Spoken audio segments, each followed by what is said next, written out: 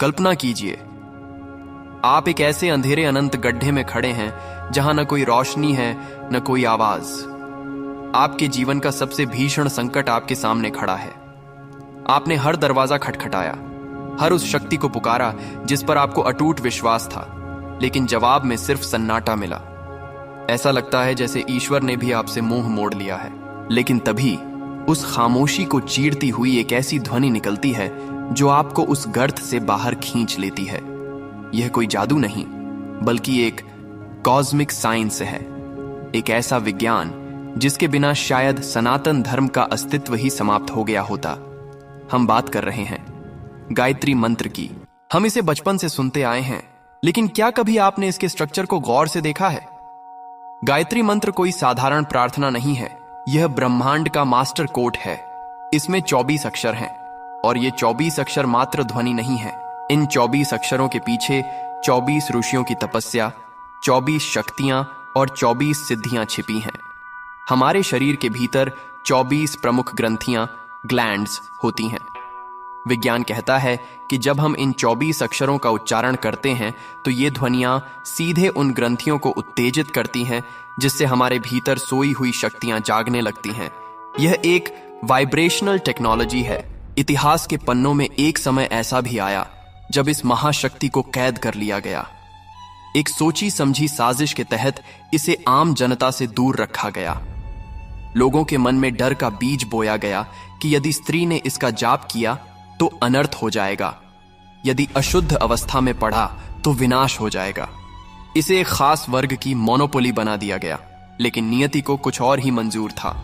स्वामी दयानंद सरस्वती और बाद में आचार्य श्री राम शर्मा जैसे युगदृष्टाओं ने इस मिथक को चकनाचूर कर दिया।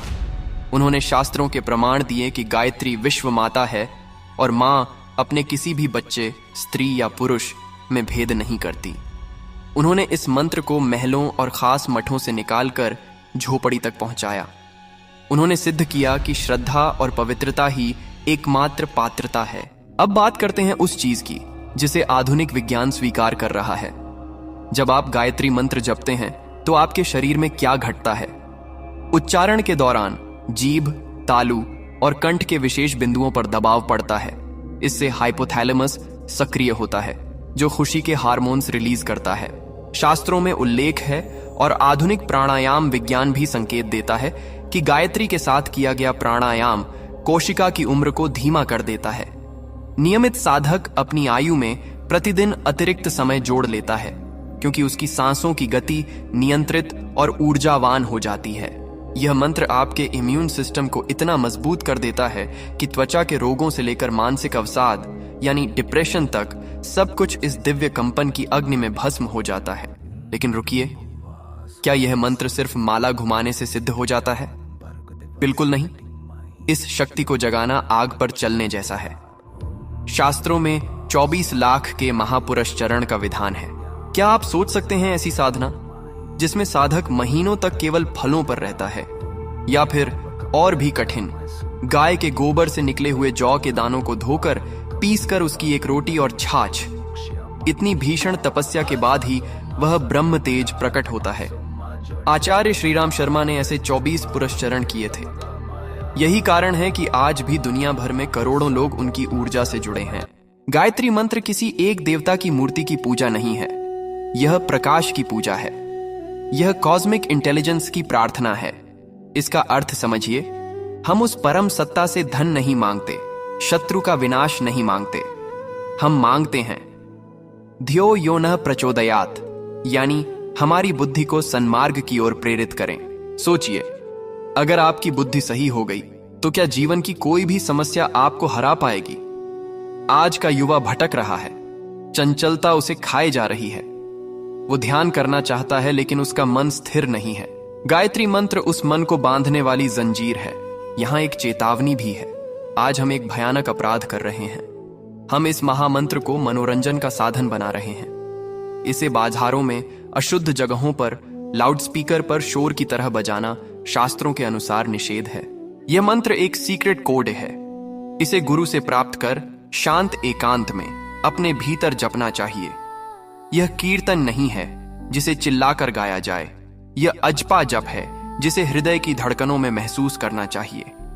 इसे गलत समय पर, जैसे आज की शादियों में या श्मशान में औपचारिकता के लिए देना इसकी गरिमा का अपमान है।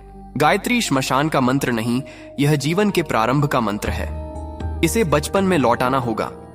जब बच्चा 8 साल का हो तभी उसे यह दिव्य कवच पहना देना चाहिए, ताकि उसकी बुद्धि कभी पथभ्रष्ट न हो। समय आ गया है अपनी जड़ों की ओर लौटने का। अगर आपके पास समय नहीं है तो मत कीजिए 108 बार, लेकिन दिन में केवल 11 बार ही सही पूरी एकाग्रता और अर्थ के साथ इसे पुकारिए। याद रखिए, जब आपकी आवाज उस अनंत ब्रह्मांड की फ्रीक्वेंसी से मैच कर जाएगी, तब चमत्कार नहीं होंगे, तब विज्ञान काम करेगा। और उस दिन आपका डर, आपका तनाव और आपके जीवन का हर अंधेरा हमेशा के लिए मिट जाएगा। मित्रों, गायत्री मंत्र कोई शब्दों का खेल नहीं, यह हम सबके भीतर सोई हुई उस दिव्य चेतना की पुकार है।